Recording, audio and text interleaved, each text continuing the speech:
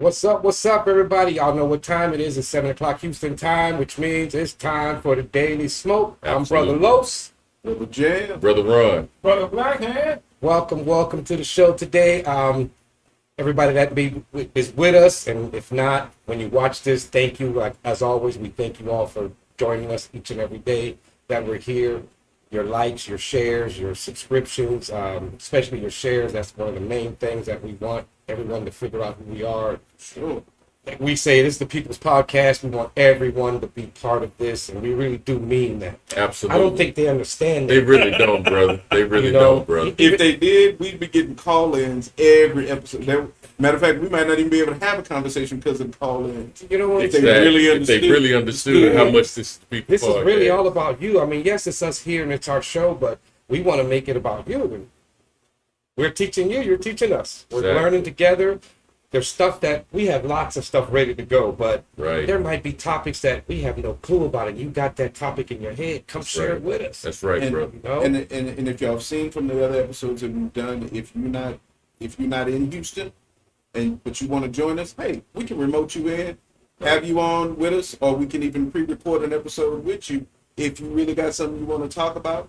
So hey, holla at us, man. Please check out the website www.tha.dailysmoke.com. That's how you can get in touch with us the easiest. And if you want to know what's coming up as far as what we're going to be talking about, Right, what guests we got coming on, Yes, sir. hey, man, I'm telling you, you're going to want to keep up with this. Yes, sir. Keep track of it like the old school TV guide. You know what I mean? Right. You know what I mean? But they don't have to, because they know 7 o'clock Houston time, or whatever the time it is in your location, is Daily Smoke time, Monday through Friday. Come on. You know, and hopefully Saturdays and Sundays too, Right. coming soon. You never know. Right. Because we're working on it. You know, we're Right. trying to get everything better. And thank you for those who've donated. You're helping us Yes. get better, Thank you get all. the things That we is need. real. As y'all will see, everything it is getting better already. From Yes, the, it is. the very beginning, you know it's gotten way better. Yes, it is. Everything. Yeah. You know, the guests, what we talk about. You guys are being more involved, which we Speaking love. of guests, Right. we got a special guest up today, don't we? We do got special guests today, and we're gonna get to that though. But make sure you tune in, because especially if you're from H-Town, y'all already know these brothers, you know. And those of you that watch us from other places, if you don't know these brothers, you're about to learn something new here from H-Town on the map as always. Absolutely. You know what I'm saying? And So they in the house. They in our den. right. They're They're with us. here. Right. You know what I'm saying? Both of these brothers Man, are that's- here. Right. Absolutely. So any of you that follow them that are watching us right now live, thank you all for tuning in. Thank you. As you see, our number, our website, follow us on Facebook, Twitter, Instagram. Come check us out. We do truly believe in talking about everybody's opinion counts. No one's opinion is wrong. Exactly. We don't, we don't look down on you. We may argue with you and discuss why you think that way, but in the end, we're not trying to change your mind. Right. You believe what you want to believe. Right. You know, if anything we say makes you see differently, then hey, we did our job. Right. You know, and if you make us think differently, then you did your job. We're all about it. That's what the platform's about. Exactly. You know, getting the right information out and just learning things that we may not know about. You know, Doc Locke, thank you so much, man. We're not used to seeing your name online with us, but thank you so much for joining us, brother or sister. Thank you so much. Yes. Thank And you. check us. We got like 100 some videos out there that you can look at, all the different topics we've talked about, and what we say. Bring that topic to us. If you're in Houston and you got a topic, guess what? You can sit right here and you start the conversation. Absolutely. This is all about you. This really is all about you. It really is. And we need y'all to know this. So, check out the website. That's where you get a hold of us. You learn all about us. And just watch out each and every show. We got the Tuesdays and Thursdays, the smoke sessions. Brother Jam, Bobby Blackhair, me on the cam in the background. We talk about, movies, comics, books. If you're an up-and-coming artist, if you're an artist, meaning a musician, writer, Authors, Anything. comic books, anything that might be on the creative tip, man.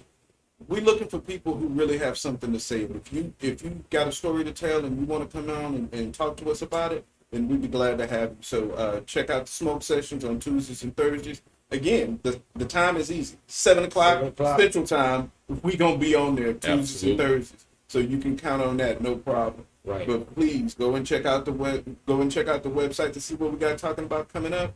Get a feel for it and reach out to us and let us know what you think. Right. And then on Fridays, come get silly with Low, with the Low in the Row on the Low in the Row TGIF show. edition. That's I still say that's the show that's gonna get us canceled. No, don't get us I'm canceled. okay with that. I'm okay with We that. let them know at the beginning. Okay Leave with your that. feelings at the door because Yeah.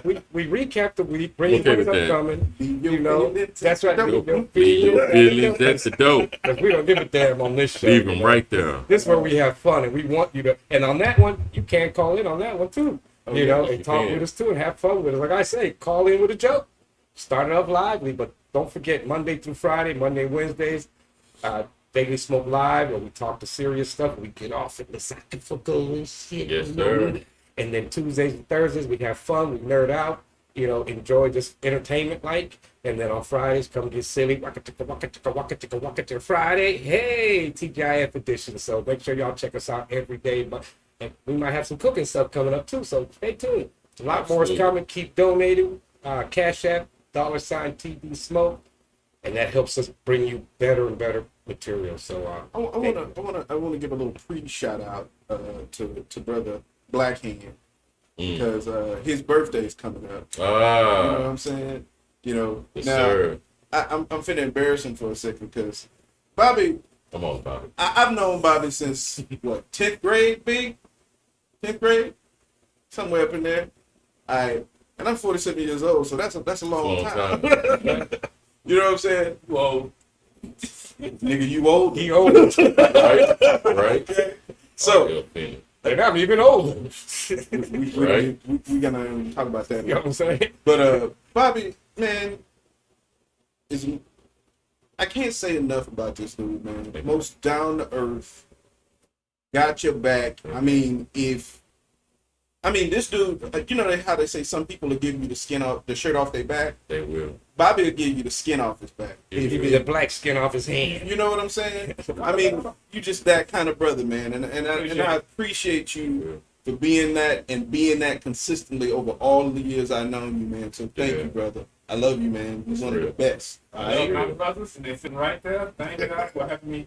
Actually, just thank y'all. No doubt, brother. And speaking of that, on Friday, this Friday, TGIF special edition, the TGIF edition on the 27th, which is his actual birthday, come do some shots with us on his birthday. Yeah, We're going to be for real. celebrating on the TGIF show. So come watch that while we celebrate Bobby Blackhand, our beloved brother. So enjoy that on Friday too. So Brothers, y'all know me. I got to interrupt. What's up? So, you know, I'm all about, you know, celebrating each other. But I think it's a collective, man. We took a heavy loss yesterday. A lot of kids got killed. I'm not trying to, you know, abruptly change the conversation. But before we have these two brothers that we have been looking forward to talking with, I think it's really necessary we address that we talked about what happened on Tuesday. We talked about that on Monday. right, that was our topic on Monday. literally A just- continuing topic. Right. The We second or third talked time we've talked about about this that. topic. On Monday. Mhm. What are you all's thoughts and how do you feel about it? That's very important. Brother, I'm at a loss, man. I'm at a loss. Because, I mean,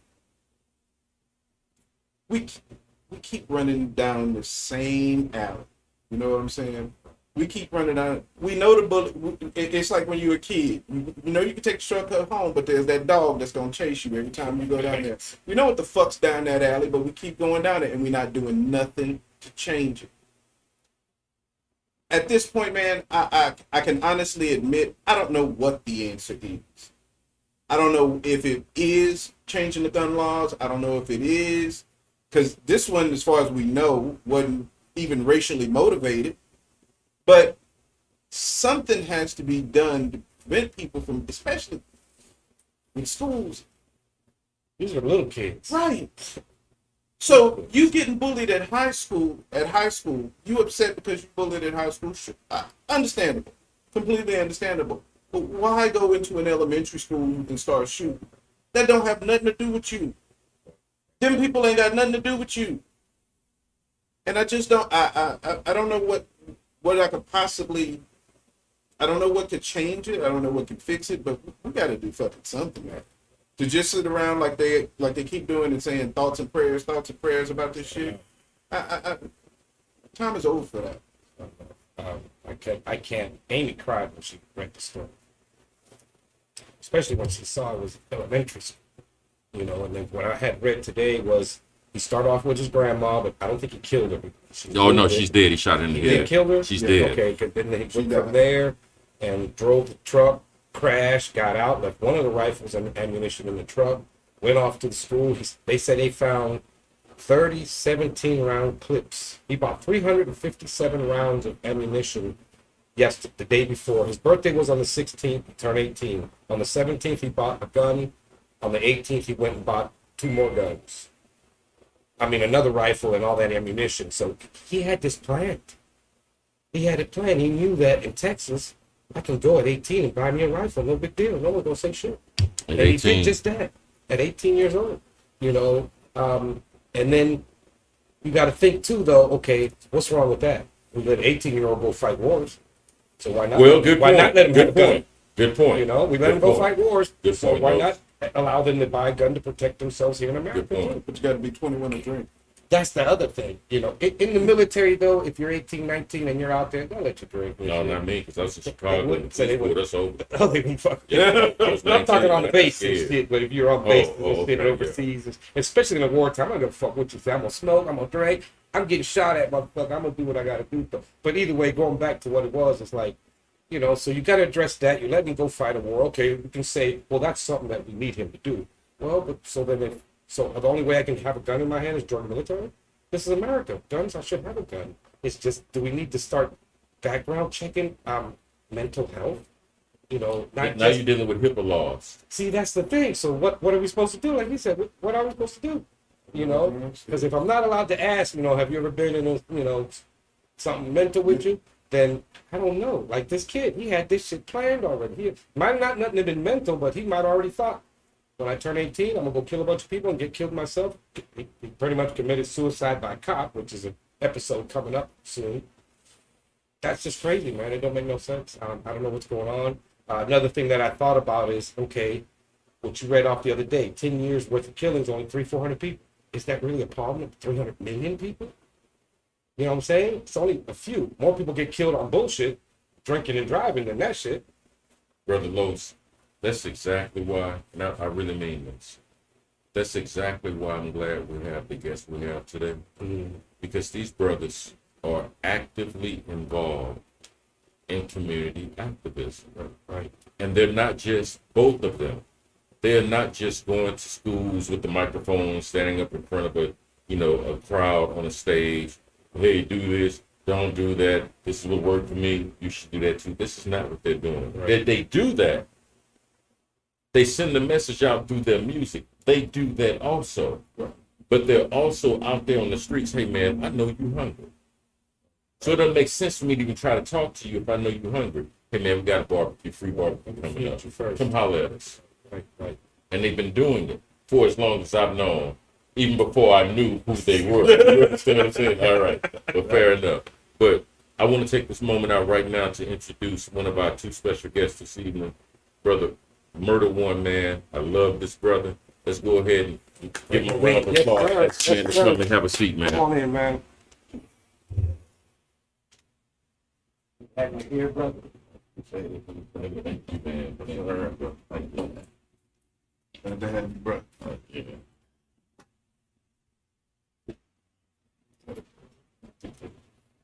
Yes, sir. Absolutely. Oh, he good now. He good now. That's He why good when now. we moved over here, that was one of the things that I loved about it. I was like, oh, these so much more comfortable than You know what I'm saying? When you're big guy, certain chairs, this ain't right. You ain't lying, brother. My whole thing was the way we used to do it before. It seemed so informal. Well, you know, Sitting at a table there talking about some you got to figure everything. You got to figure out. Right. And we just and This well, little step thing. the whole thought was pretty much the idea of the whole podcast came from us sitting here bullshit, talking deep shit. So why not do it where we do it? Think about it. It's been going on for years. Tradition, talking, sitting down talking. Yeah, man. Right. That's how it goes. That's a part of the culture, man. That's Yeah. a part of the culture. Black culture, bro. Right. Exactly. Because people make fun of, you know, the brothers hanging out at the corner, keeping up with what's going on in the neighborhood, you know, and all this kind of stuff. But those is the recorders. Those are the history keepers of the neighborhood. Yeah. They're not just spreading gossip, you know. Yeah. And for us, that is how we keep track of what's going on. That's what's up. When you want to, you go talk to Brother Johnson. You know he know That's right. everything. That's right. You know what I'm saying? And people, that's one of the things about a lot of things in Black culture. When you look at it from the outside, it doesn't always make sense because you don't understand the context. Right. You know what I'm saying? And so people say, "Oh, it's just a bunch of niggas hanging out on the corner." You know, Right. You don't know what's going on. You don't understand even what their purpose is for being right there. Right. That's the neighborhood watch. That's the keep an eye on your kids. Right, that's right. the motherfucker who will point out a pedophile or something. Right. Those are the dudes that'll do that. You know That's what I'm right. saying? That's right. Give a damn if they might be drinking while they sitting there. They still paying attention to everything that's going on. Right. I mean, what are we to do? If we go out and shoot each other, look at those vicious animals. Right. If we go out there and talk disrespectfully towards our women, look at why their children grow up as bastards. Right. But then when we out in the corner and we're talking with each other, regardless of what we're talking about, there's no confusion. Now you have a problem with that as well. Make your mind up. Which is why, man, brother, Murder, I can't lie to you, man. Before you came on air, man, we was talking about, I realized who you was and, you know, how we found out and all that.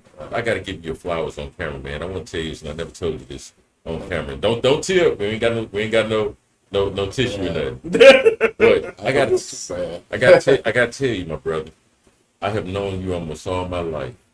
True that. Yeah. I knew you before I knew who you were. And you have stayed consistent from that individual to the individual I know you as now. And I've seen what you've done in our community, brother. I've seen you sponsor and feed the homeless. I've seen you sit out there and say, hey, man, you need to campaign for this particular candidate because he has our best interests at heart. Brother, from day one, as I've known you, you've always been out there and never got the respect I feel you deserve. I want to give you your flowers on camera. Man. I love you and appreciate and thank you for who you are, Really, man. you know, I love you. Thank you, brother. You know, you and your mother's my family. You That's know what I'm what's saying? up, man. But you know, our respect was all over the globe, from overseas here. Amen. But overseas give us more love than the local. So we don't. Isn't that crazy? Yeah. That make no sense. Well, that's why right today that's where our money comes from. That's Be our age, you know what I'm saying? Right. Be our age. Overseas haven't left us yet. Really? You know, when you don't even have physical CDs, they want physical CDs because they want to read the inserts. That's what's up. Right. That's what's And up. while you trying to spend $10 here, they spending $30 over there. Right. They're gonna cost them $15 to ship one CD, Right. and then they're gonna sit you 20 or 25 with it. If Right. you got the right person, they probably send you 50, 60 bucks Right. just because of who we are. And but I appreciate the flowers, man, because now I'm watching you grow in something that you want to do. Thank you, The brother. David spoke. Thank you, brother. So in my word is bond, whatever y'all need from me, I try. If I can do it, I can do it. Yes, sir. But the culture of hip hop is feeding the needy. Yeah. From rap to the streets Yeah. to whatever. So, you know, that's why I do it, because my background was feeding everybody. You know, Yeah. I grew up with a dad and a mom, but I grew up with my parents' father. Right. So a lot of people don't know that. Right. My dad and mom, my mom was always around. Right. My dad was around, but his vision was the music vision. Right. That's where I got the music from. My dad played So- every instrument. He was the That's first guy in South Park to have you come over and record back in the 70s and 80s. That's what's You know up. what I'm saying? So, Real.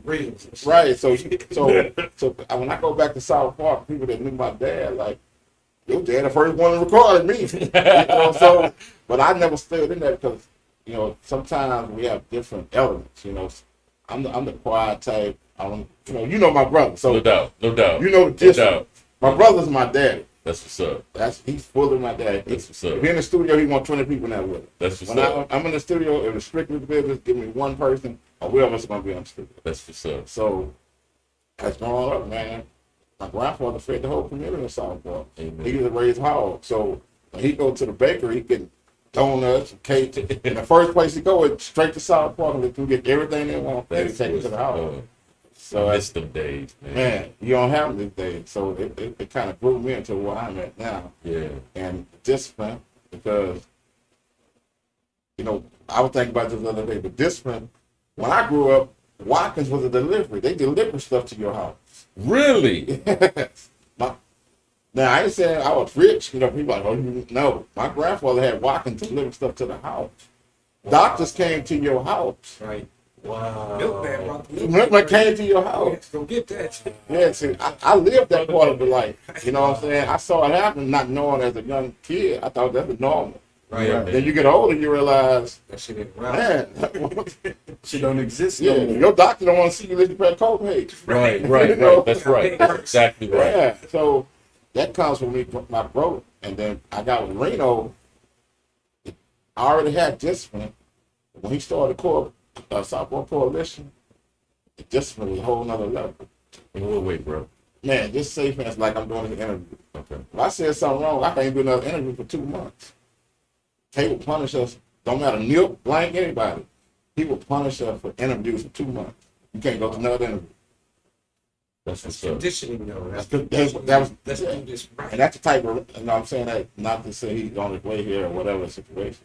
But when I met him day one, he always been that person. Yeah, Right. He don't put his hand in nothing, he can't dictate it's gonna be right. yeah, If it ain't right, it ain't gonna do it. yeah. It don't matter what. Don't I matter. respect that because you're representing something a lot bigger than yourself. You know what Yeah, I mean? yeah. So you can't send out the wrong message or the wrong vibe or what have you. I get that one. Well, especially if you started the organization. Right, So you got rules and guidelines. right.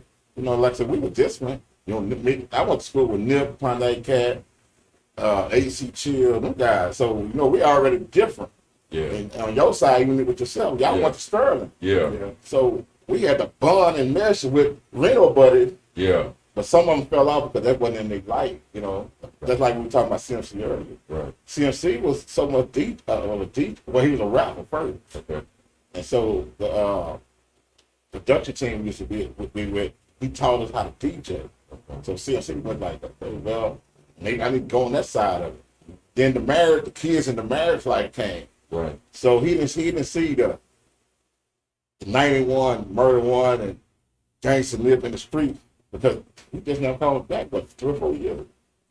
So, you know, it's fun, man, because it's good to tell the stories. I got some of the stories of your favorite rappers at the Absolutely. time. You know what I'm saying? Absolutely. And I say that because, you know, I was thinking about youth and culture. Yeah. I love the youth and culture so much, but I don't like what the rappers do with it. Okay. And I think that's from discipline of history. Okay. Because, I mean, I can really understand that because when we grew up, it was all New York.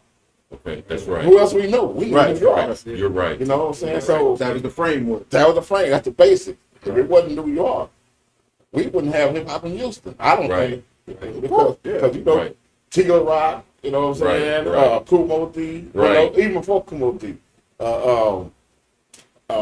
Man, my mind is blank. Grandmaster Cool, Flag. Grandmaster Flag, Melly Mel. Cool Herc. Man, I Rule the World. Wasn't that I Rule the World? Yeah. Curtis Blow. Curtis Blow, yes. Right. So, and what got me into it, yeah, well, LL came a little later, but you know, when I Yeah. got into it, it was late 70s. Yeah. You didn't have nobody a Melly Sugar Mel Hill and all Gang. that. Sugar Hill Yeah. Gang, you Yeah. know, and when Ron came, it was all over for me. Right. Right. Because That's now right. I knew what my direction, Right. but I didn't Ron's have, first but I didn't, hardcore rap. but I didn't have no identity. Right. Right. Like I mentioned last time, I was a radio Raheem today, but I had a little jukebox walking down there. Yeah, so my neighbor on the next street, he was hip. I didn't even know it. So he pulled me in, and at that time I was Ronnie Love because I love Ron so much. Fly like a dove, come like a bug, rapping on the mic, I was Ron Love. That's why I love him. Yeah. So it messed with my identity at the time. Right. And the dude who got me in it, he must knew that because I didn't know. Yeah. Because I was reciting his rhyme, Yeah. whatever he wrote for me. You know, for the first couple of years, it was him, Victor Slick. His name was Guess at the time. We had a group called I3 Death. All right. And me and Reno laugh about this all the time because there were 3 of us. There was a DJ who taught me how to DJ and taught Guess how to do it. Okay. So we all did parties, you know what I'm saying? DJ parties, that's how we made money in high school. Right. But learning what the I3 Death Group stand for was him and I. 3 was us, and we were just a Death Crew. You know Right. what I'm saying? So, not knowing at the time. So when I started writing, it kind of, we start doing that. You know, we pull apart because now the stage ain't big enough for both of us. Right. Now, I'm not reciting what you give me to recite. I'm reciting when I want to recite. Right, But brother. at that time, we was rapping for 102. You know, Okay. 102 was the hip hop station. Oh Okay. yeah. So, yeah. so Greg Street used to take us on the road with me and my group on the road with him and perform wherever he went. Okay. So, because Guess was so much of a battle. I was a battle rapper, but I was more like a Don King of the game. I was like, how can I make money out of it? Right. So I didn't care about the battle. Right. I had a couple of battles, but that wasn't my lane. I love battle rap, but Yeah, I know yeah. it wasn't for me because I didn't want to tear down somebody. You know, That's my what's up. mindset That's was deep. already, That's what's I up. can't tear down That's deep. one of my people. That's deep. Right. So right there, I did the same method. That's deep. So I was like, look at how I do this. That's how me and Reno came with him. Because when him and Nip had the battle, Whip and Reno battle? oh yeah, What? that was the worst battle ever. Woo! When was this? 80, about 85. Oh my God.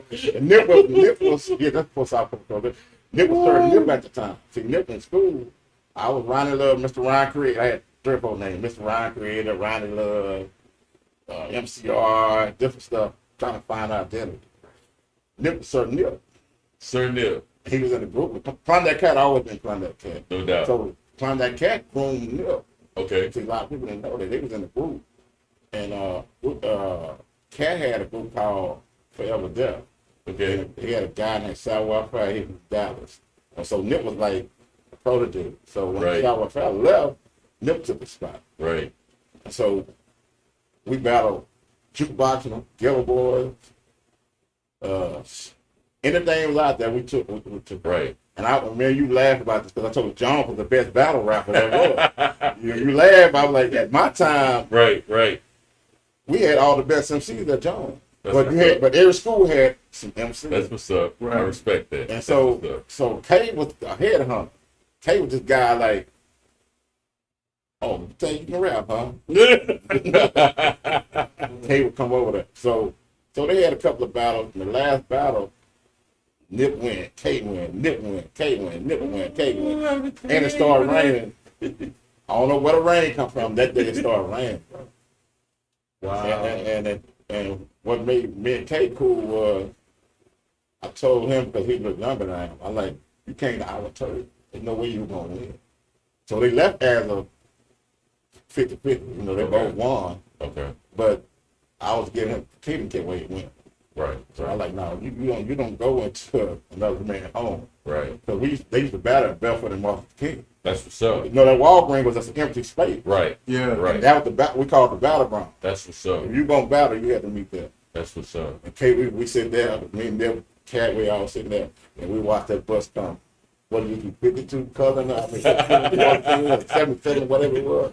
Yeah. Brother, you know it. 77 MLK. From MLK. 73 and Yeah, so we sitting at the spot, and guess who get off the bus?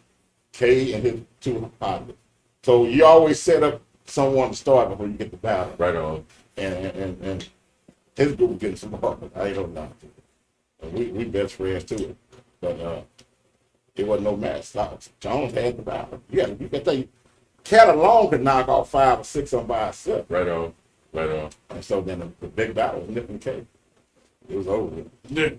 Man, You when said I it rained while they were It back. started raining. I don't know what. That's all right. I'd pay good God money to doing this that. day. I'd pay good money to see that to this day. I'd pay good money to see that. Boy, Man, too bad that was back in the day before everybody had a camera phone. we didn't have nothing, man. You know, and then like I said, you had talent shows. You didn't have it. Right. That's true. So every MC went to other schools. That's Don't matter true. who you were. That's true. And I have a story on that by K-Rino because we was at a Hartman show. Uh-huh. Hartman used to do a talent show. And me and Guess, I was in the group at that time. K and his group just went off. Like I said, I was reciting my buddy rhyme. You know, what he write for me, that's what I was going to recite. So we get on stage, he saw this and K-Rino on that. So I'm sitting here like, what I supposed to do? So I got on the turntable. Let me get on the turntable. And then K got, a couple of books K got is in the book. He put that whole stir on it. We laugh about it all the time, man. 'Cause I'm like, but we all best friends. Amen. Even with guests. Amen. So Man, funny story regarding Reno, man. It's not directly, he wasn't directly involved, but at that time, man, I think I told you this last time we was here, man. I just got back from Atlanta, like around 89, right? So our brother Devin, man, he still raps this day, one of the coldest MCs ever. He said, hey, man, let's me and you rap together. So he'd been in the game for like about maybe 2-3 years. This time was like 1990, right? And I was like, all right, cool. So I'm learning how to put some stuff together, you know, trying to battle, all that kind of stuff. So we sitting in Sterling lunchroom. I go, hey, man, because I heard about Reno. I never saw him, never knew what he looked like or whatever. Right. I just know this is the big cat, the big dog of the field. Because, you know, I'm like, all right, cool. If I'm going to do this, I'm going to do it real. Right. You know, I'm young and hungry. I said, hey, man, I'm about K-Rino. Exactly. This is year one, right? Year one. You know what I mean? It's year one. He took it, you know, like those old tables that went the whole span of the whole room, man. We sit in the middle, he take his hands. You was in the battle K-Rino? I was like, yeah, I ain't tripping. K-Rino, nigga? I'm like, yeah, about K-Rino, whatever. I heard he good, whatever. That's all I heard, right? Nigga, that's K-Rino. You didn't battle K-Rino? So, funny enough, maybe about a couple of months later, he battled this dude, man. I think his name started Arthur or ARC? Something like that, man. I forgot his name. He was at the school, and I saw a huge crowd. Because I didn't know who K-Rino was to this day. Saw a huge crowd, man, over there at Sterling, at the end of the school where, like, your chemistry classes were. And it was two dudes in the middle of it. But it was a whole crowd around. I'm like, what the hell going on over there? AJ. That's who it was. AJ Tyra. AJ. Yeah. So the next day, when I'm inquiring, what was that about? Man, Reno went in on this thing named AJ, and AJ supposed to be the best battle rapper here at Sterling or whatever, which he was at that time. And I was like, he beat AJ? He was like, yeah. And everything started playing back in my head. Oh, I understand why them was saying, man, you gonna battle K-Rino? I was like, oh my God. Well, you know, the thing about that was, you know, K was out of school. But AJ was sitting here bumping at school. His mouth. That's I'm right. the best at Sterling. Yeah. So you know what happened. He got the word. Yeah. So a hole in. That's right. That's what I heard. That's exactly right. I was there. That's exactly I was right. there, man. So you know I ain't lying. No, It AJ was a Tyra. sunny day. AJ Tyra. It was a sunny What day. happened to AJ? I don't know, man. Like I said, when a lot of people finish school, they kind of, if it wasn't happening then, they just left it alone. Yeah. You know, it was a passion of ours because at the time, you know, even when I got a Southpaw collection already on top of my game. It wasn't. Right. I'm gonna go over him to beat Murder One. Well, I changed to Murder One because once I got in Southpaw Coalition, everybody was battle rapper. So I'm like, the organization is not gonna build if everybody battle rap. Right. So I'm like, I gotta find an identity. Right. So I did murder. I was like murdering everything I do. That's where it came from. I'm like, with woman, I'm murdering everything I do. When I'm in the streets, I'm murdering. So I'm like, yeah. So that's where Murder One came from. And then once I did that, man, I got on one of Reno's songs. It was over. That's what's up, man. It was over. Man, we, like I had mentioned earlier, you know, you are, as much as you're involved in the music, you also involved in community activism. Yeah, most definitely. Man, I got to get your input on something, man. This is broken, I think, everybody's hearts. What's your thoughts about yesterday, bro? Let's see. I don't do too much politics like that because I look at things how I look at things. That's what's So up. he was raised that way. That's what's up. So people don't want to say where it's from. His mindset was already ingrained in him coming out the womb. That's what's up. So his circle was already. I mean, I don't know kind of speak how to speak. Speak how you want to, bro. How niggas need to be killed, dealt with. Yeah. Like you mentioned earlier about hunting and stuff like that. Wild animals. We wild animals to some white folks. Right. I got white folks friends. Not saying I'm this none of them. Right, bro. But most of them mentality is we wild game Right. because we treat ourselves like wild. That's true. So I can be around a crowd of white boys, holler, nigga this, nigga that, nigga that. Guess what? What he gonna do later? Right. Then you gonna come out and you gonna let him get away with that. Right. Oh, it's cool, man. Oh, he cool. Right. Then the mentality is gone now because now the mindset is I can do what I want because his mind already down to the ground. You know what I mean? He's not an activist in other words, but you don't have to be active to believe in your people. That's Right. And that's another thing reason I do go out and feed people and help stuff like that, because it's not their fault. And then when I talk to a lot of people we help feed, they rich and hard already. It's just something they want to do. Amen. You know what I'm saying? Like, man, I want to be here. Amen. I want to deal with that part of life. And, Yeah. and I'm like, you want to sleep on the bridges? Yeah. I'm A lot cool. of people don't understand that. Some of Man, these people, that's what It they mess your want to head up do. though. And you're like, really, man, I'm not trying to deal with that bullshit. As long as I can eat, I'll find a place to sleep. And I Man, can do whatever I want in life. the last one we did, we had a lady from Louisiana came out there and helped us. She found a long lost relative out there on the bridge. Wow. As y'all were going feeding people. That was going to feed people. It's just, wow. That's absolutely Yeah. So beautiful. she done wrote this person off like Everybody wrote them off. And man, you saw they embrace yourself. And but you know the good part is about it is Reno came with the idea. It started off with 50 rappers, 50 meals. Okay. Meaning we started with our culture, hip hop. You know, Right. people that follow us and want to be rappers or all rappers, Right. just bring a couple of meals.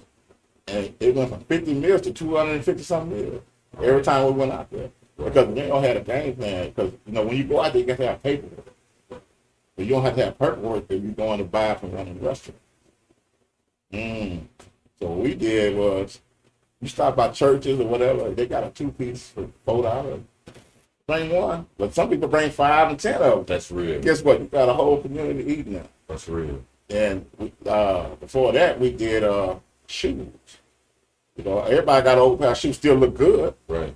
Under the bridge, you don't know they new or not. You know, you walking Yeah, along yeah, barefoot or yeah. walking sideways on the street, you know. Right. And so to do that, and you know, and we had one incident, because we trying to figure it out. Like I said, a lot of things you don't have to figure out, you get lost. Yeah. And you got people so rich and hard was running around, let me get this person's, then not knowing some of them under the bridge got beat. Right. You know, so Right. so a guy and another guy had a beef a couple of days ago, and while the kids out there feeding the homeless, the guy ran by the shop and threw him up. wow. So we sitting there running around like, we got to get the women and kids together. Yeah. And then so we had to restructure like, now we gonna move as a unit when we gonna feed somebody. Right. We gonna start getting shirts and we know who and who what. Organized. Because they got beefing under that just like a regular beef somewhere else. Walk into a situation. Don't even know it. Exactly. It's Yeah. almost as if even though they're under the bridge, they still got the same Yeah, they problem got, everybody yeah. else. You took something from me, you know. Right. Man, I saw one the other day, and the dude went off up to the other guy. That's just my corner. You come later on. I'm like, man, they got corners there. What? Right. You know, the mindset is different. So the mindset to go back to what we're saying about the killing, their mindset is already enriched and embedded in the head. Yeah.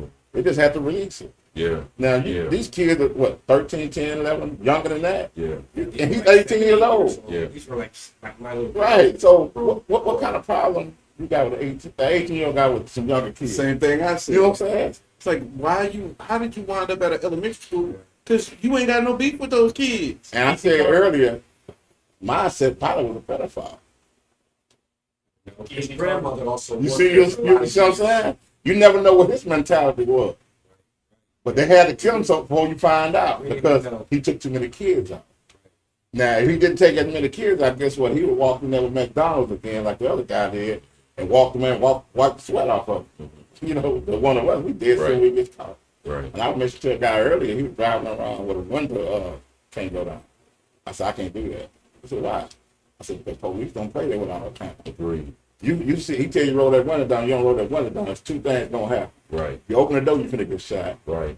And he gonna be aggressive coming to get you out of there. Right. We got two totally different realities. Right? Right? It's not the So- same thing. That's why I said I don't get into politics, so my vision is totally somewhere else with it. Fair enough. You know what I'm saying? I look at I don't even want to watch the TV no more because it's you know, they only gonna put what they want to put out there. You know, Right. Greg Abbott, you know. Right. Right. It's politics time. Right. They just, But you didn't see no blacks next to him when he was doing the press conference. right, right That's now true. they're doing all that gun control. Now they want to talk about this because, like you said, it's politic time. Population control. You know, they want to make sure they stay here. Population control. Pretty- Guess what? We don't have to kill nobody if you kill yourself. I couldn't say. Yeah, you know, if you kill yourself, we don't have to do it. You're gonna do it for us. Right, right. We want you to get more guns. Yeah. Right, because they didn't say nothing about doing nothing to the ground. Right. These mass shooters ain't being committed by the 1%. Man, It ain't being committed by their children. It's our children. You know what I'm saying? It's every our day, people. every day. People who are in our income bracket. It don't matter whether you black or white when it comes to this shit. They trying to give you fuel to kill yourself off because that creates more opportunity. Yeah, no, I had read earlier today that since Columbine, 70% of these mass shooters are under 18 years old. Yeah, they're like they're under 18 years old. 70% of them Under 18? are under 18 years old. Since Columbine, all the mass shooters have been under 18 years old. Since that time, I'm like, man, we should put on like some of the ones that can't. How are they getting guns so they get their parents? This kid, he just turned 18 and went bottom. Right. And then to go do that a few days later, it's like, you've had this. It's always mindset. You've already went and did his grandma first, and then went, like, 'cause they said his grandma worked there for many years, but I'm sure he went there as a kid too. But, okay, then, are you mad at the teacher? You locked yourself in a room and start killing a bunch of little helpless kids, man. It's like, my thing would have been like, please, police, don't kill him. We Let us get we want to get this right, done. that's right. You know, Right. and keep filming. That's Watch what happens. Well, that's a sign of a bullet. Yeah, See, a bullet attacks on the weak. Right. And I always like using this phrase. I got a friend named Bomber.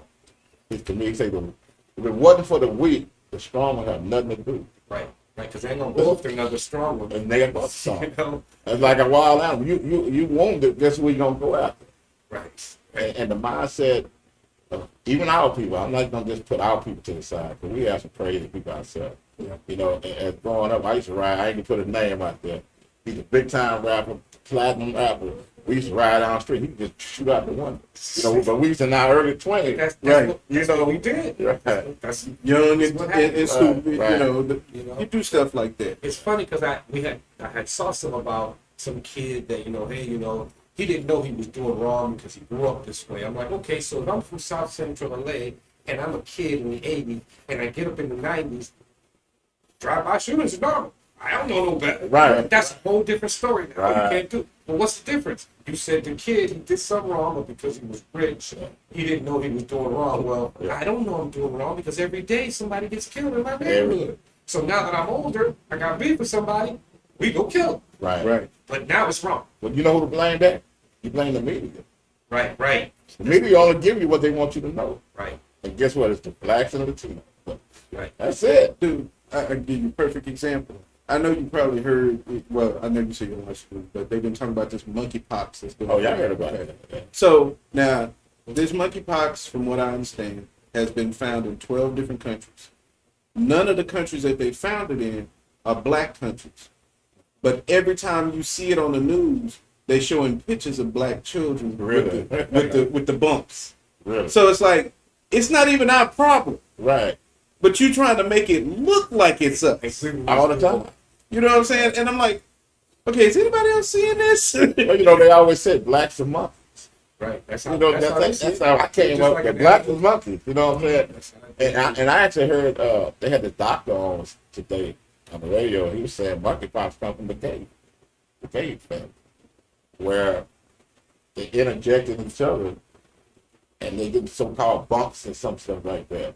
And they said that's where it's coming from. They say, he's like, y'all don't worry about it because if you haven't got nobody going up you, And that's like You good. Like with AIDS back in the day. Oh, Right, it's a gay thing. right, Don't right, worry about yeah. it. And then all of a sudden, everybody got it. Everybody fucking get yeah. So our first thought was, ooh, he was gay. Yeah. Right. Because we didn't know that needles too. No, they just made it gay. We had one viewer talking to Christina something. Oh. Asked if you were doing anything new. Man, I'm always doing something new, man. I actually Too got beautiful, Christina. So Murder One, are you working on something new? Actually, I have 4 projects that I'm about to do. You know, this year is our Southport Coalition 35th anniversary. Right. So September the 10th, we got a big old concert coming up. So I have I just finished a 35th anniversary CD limited just for that. I just did I always helping upcoming artists. I do a project with them. So I just finished a project called man, I didn't get the names. When I Can't Go On. That's the name of the project. Okay. So I named it that because the songs was catered to feelings. I went on feelings on it. Okay. If you're unhappy, you want this song. Yeah. If you want to go party, you got that song. Okay. So the album is a gumbo of stuff.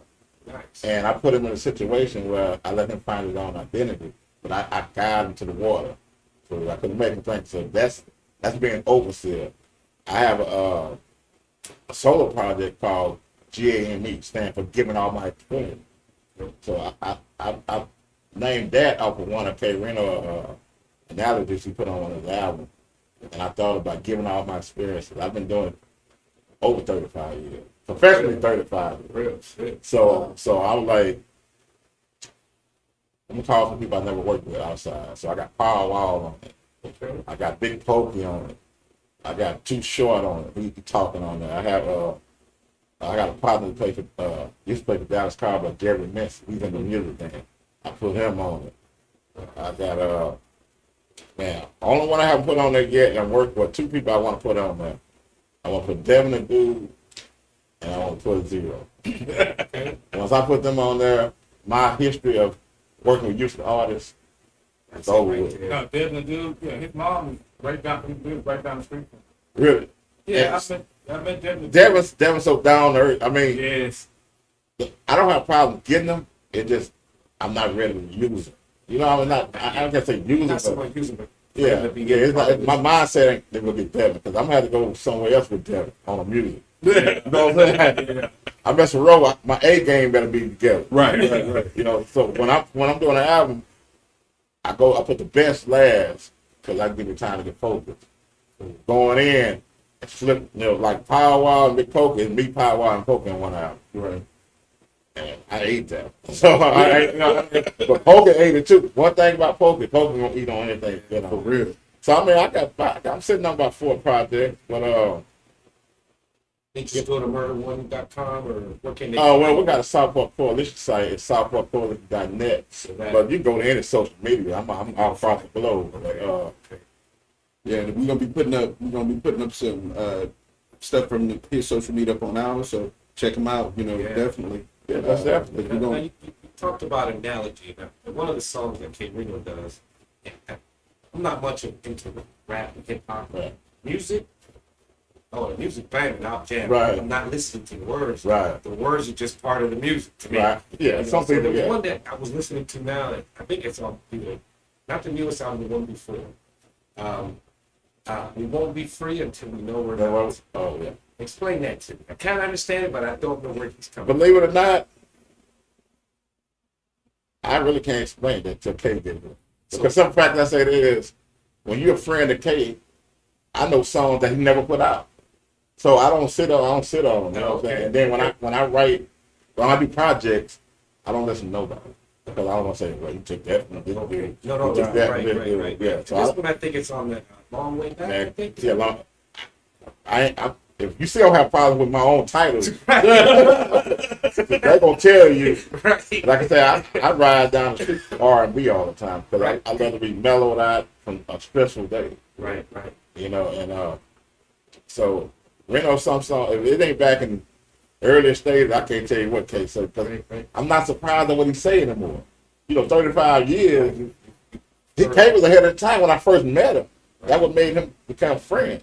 right. So now when I hear songs, I'm like, oh, okay, man, that's K.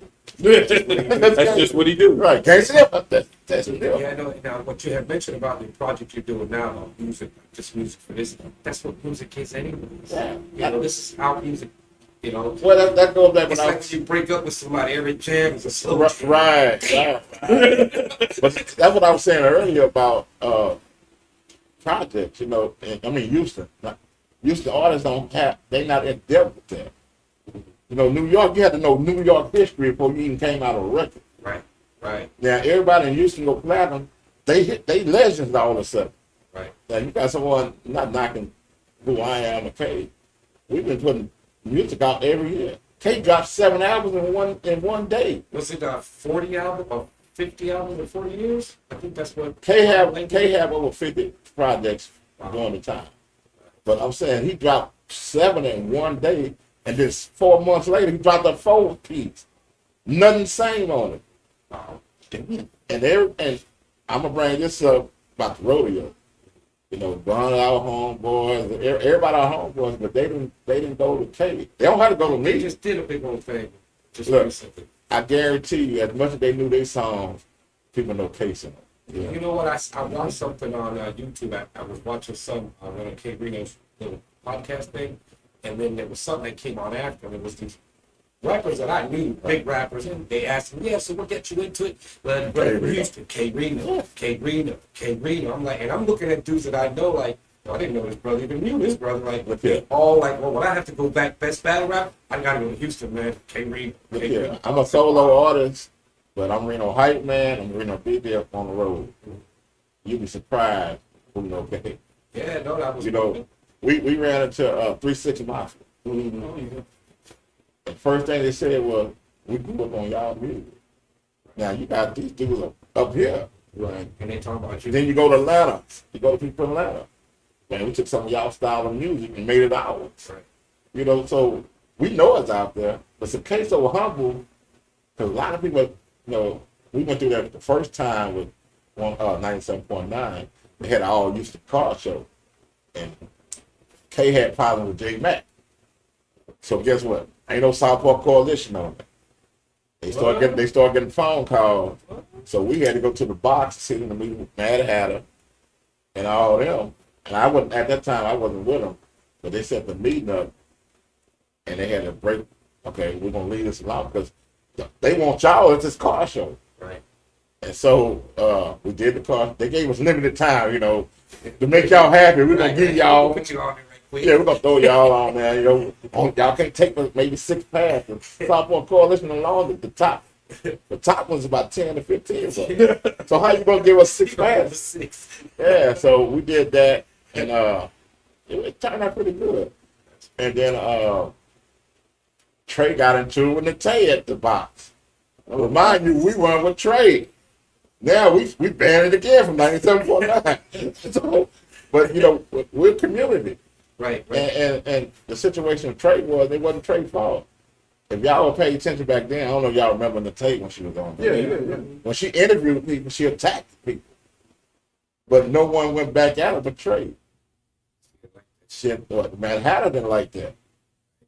Then when Matt Hatter got involved, the owner didn't like that.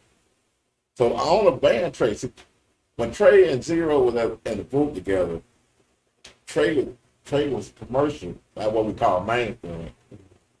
And Zero was street, like he winning right now with the streets. Correct. So you finna cut this man eating habits now, Trey eating habits, Right. because he's dependent on the radio. You gonna play me on the radio? I'm not finna eat. I'm not roll. Right. No, Especially roll over some bullshit. over something she did, and she left, and they still, man, Trey, all the work Trey do right today, they still don't acknowledge Trey on 97. That's just don't So, make no sense. That's why T.I. picked him up. T.I. picked him up, got him back in the game. The other stations played Trey. But Trey went further than that. Trey started doing the accepted community. And he won. You know, it's so much politics. That's why it's good to be who we are, man. Because me and Katie used to talk all the time when I first met him. We say we're going to do everything ourselves. If we lose, it's on us. Right. It's on us. If you thought of blaming someone else, you can't even blame them. We got to blame ourselves. Man, and guess what? We haven't lost nothing. I was laughing the other day. I have $1 million name, but I don't have no $1 million. That's all I ask for. You know, Right. everywhere I go, People know, respect. yeah, they know, they respect you. Yeah, that's you would think though, you know, being from Houston, the station in Houston, it's hip hop. You talk about black this, black that. Why are you trying to help everybody? Money is the root of all evil. That's the thing, you know. Yeah. And that's how we, like you say, you know, you just talked about how you're trying to bring people up in coming. Right. You know, they know who you are. Right. Help me, brother. Okay, well, that's like when I hear you say, man, you know, if all you little people out there, come see me. Yeah. And you're actually doing it. But you got so many that say that, you call them, they don't even get to know that you called them because someone else is going to stop you before you even get Well, that's goes back when we talking about what happened with the shooting. A mindset. Right. All them old guys ain't nothing. They ain't got nothing. Right. But you haven't even sold many records we sold. You dropped the project and sold 2 records. Right. That's your homeboy and your mama. You know what I'm saying? So, come on, man. Yeah, so Don't nobody know your name. You know? man, that's what I want to say. The UK, Finland, man, all that over there, Belgium. We got Southport Coalition members over there. We put in the organization. Wow. So the name is not gonna die unless we let it die. Right. Because you go to UK, they holler Lake, my boy Lake, he's from UK. He came out and the being with the coalition is not about being a rapper, it's about your work. Right. If you got positive work, you in the organization.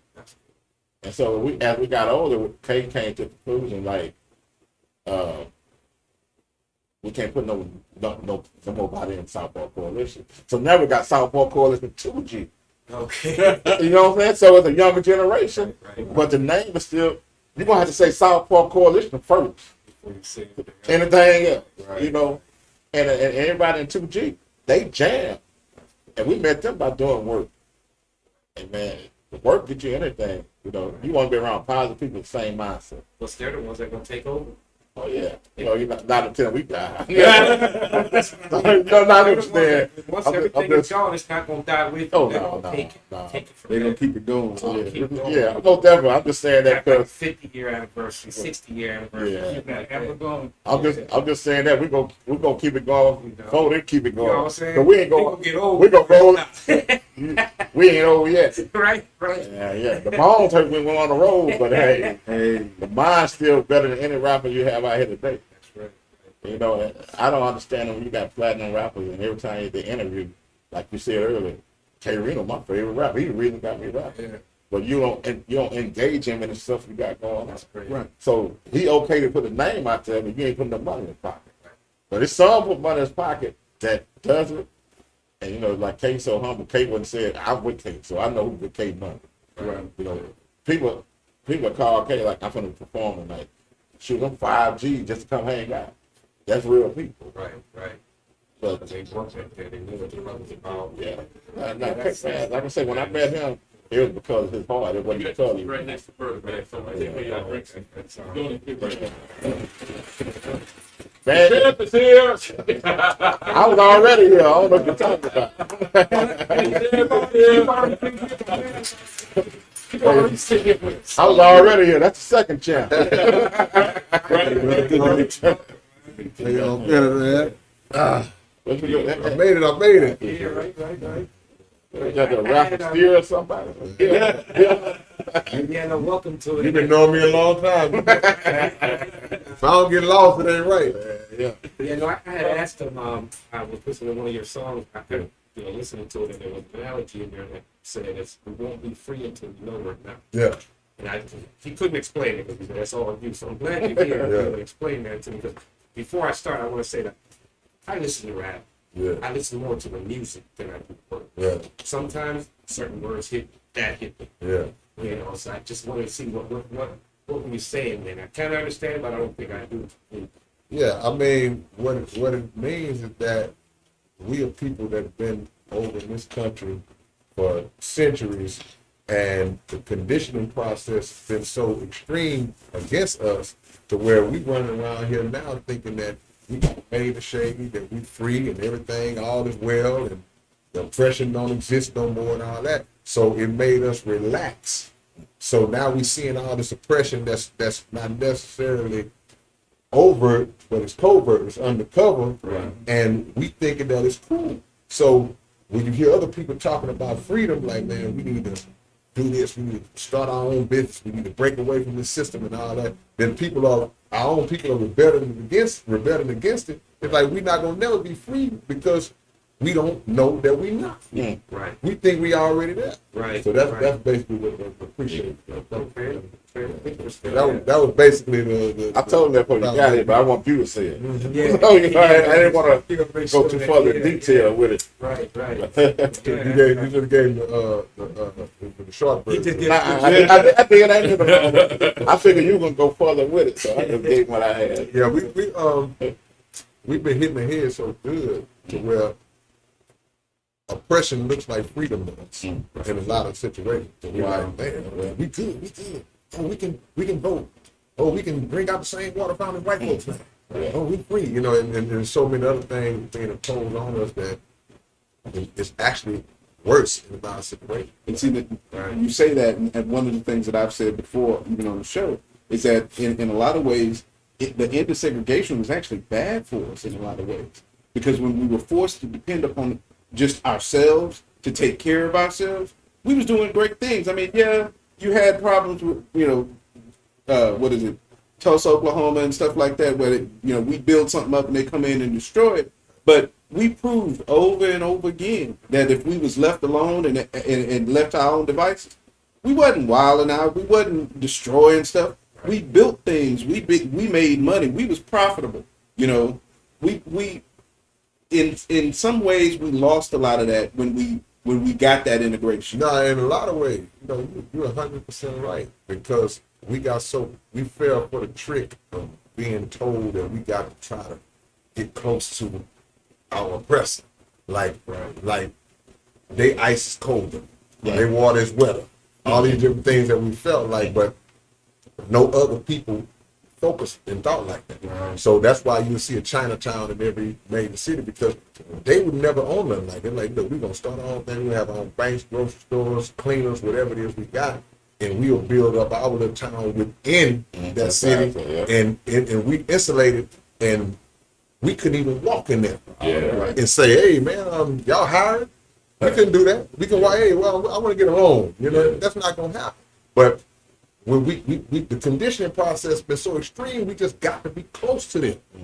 But when we had our own, like you said, we was fine until they came and imposed it. And Tulsa wasn't the only place we had. Right, exactly. There was multiple Black Wall Street type of towns all around the country that we had. We just got caught up in that crap. Yeah, look no further than Edgewood, man. Remember Edgewood? South Park, late 70s, early 80s? Same exact thing, man. We had the Popeyes across the street, the Kmart and all of that. That was black. That was all. That was us, And we saw that fall. We knew the end of the benefits of segregation. We knew it was over then when we saw that leave. You know what I mean?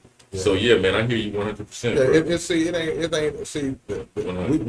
See, even Martin Luther King, who people were trying to label as just, I guess, the father of the whole integrationist movement at that time, and there was a time where he was on that.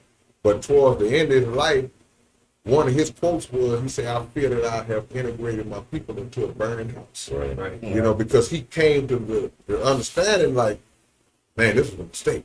Right. And like, we shouldn't be trying to do this, because, first of all, it's forcing your way into a place and around people that don't want you in the first place. So that's one thing that the Honorable Elijah Muhammad's teaching. He said, never force your way into places where you're not welcome. Right. Just build your own. Right. So we doing sit-ins and marches and all that. We sit in these restaurants fighting for the right for somebody to spit in our food. Right. Because they don't want to stay in the first place. Right. So it just makes more sense to just move away from that and build up our own. So, hey, Mama Joyce, I'm glad you joined us. That's Mama, man, watching the Mama. Yeah, she just told me, say, Ron, your friend's next door, too. Reno, I was like, okay, that's what's up. That's up. I don't know which one of y'all is responsible for slushing up this lemonade. But I gotta give y'all the night of that food. Somebody came with the idea and said, let's slush it up. Y'all did that, man. That's what's up, that man. was like penicillin. That was just a mistake. It just happened. The best things happen by accident. Right. Look, some of us are sitting here, we accidents. Mom and Dad ain't had no intention. Right. Here we are. Oh, damn, one stroke too long. That was all it took. Wrong house, wrong time. No question. So, okay, we've been having a chance to sit here and talk to Murder One, man. I just wanted to ask you. So, when did you start rapping? Now, I know there might be like an official date that, you put out first out, but when did you first start rapping? I picked up the pen first time in '83. That's when I first tried my hand at just writing my own rap. I've been listening to rap since '79, Sugar Hill Gang and all that came out. And all that, but just repeating their stuff. knowing the whole rappers that like that trap. But 83 was the year I sat down and tried to do it myself. That's it. Now, if you had to recite one of your rhymes from back then, let's not say 83, maybe 84. Yeah. After you've been in the game for about a year. The crazy part is, murder. I already know. I still got all my lyrics from way Wow, back, really? day one. So Right. some of that stuff I kind of vaguely remember, but a lot of it I really don't. Cause we come from the original era when we come from rapping like. Yes, y'all, and all that. That's how far back we go. All that. The beating on the lunchroom table. Exactly. All the way up into the current. So if you read some of my raps from the early days, you're gonna hear some Curtis Blow in there, some Run DMC in there, You some have to be like 40, 50 to understand. Millie Mail, all that. Right. Yeah, no doubt, because that's what we came up with. Right. That first rap I wrote in '83, I think I stole one of Millie Mail lines. If I'm remembering right, so, That's all we knew though. Yeah. Before you got here, Before you got here, there was a mention of AJ the Tyrant.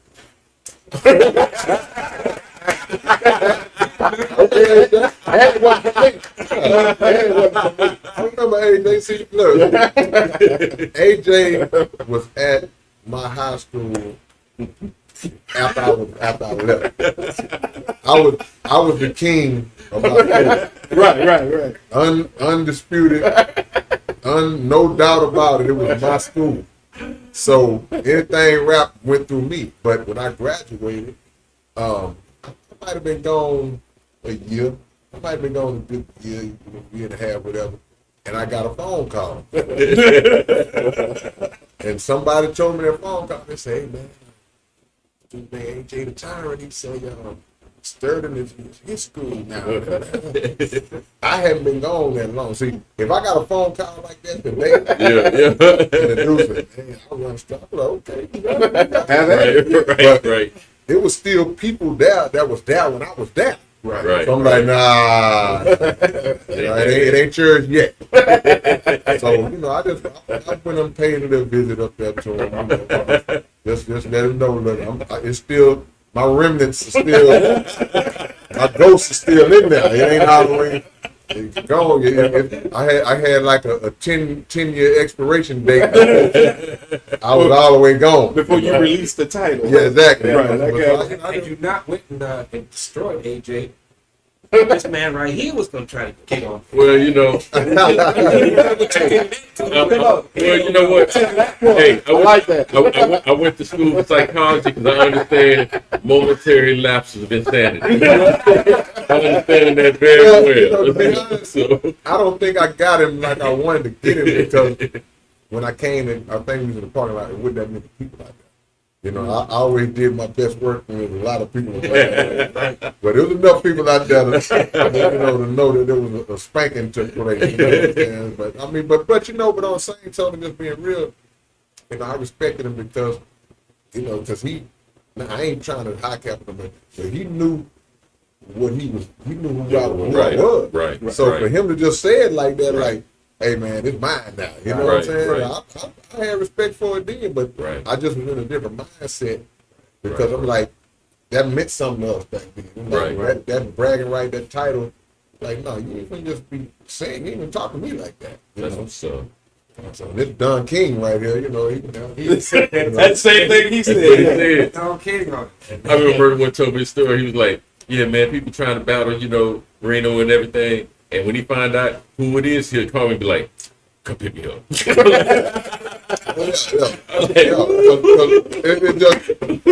like a boxing match.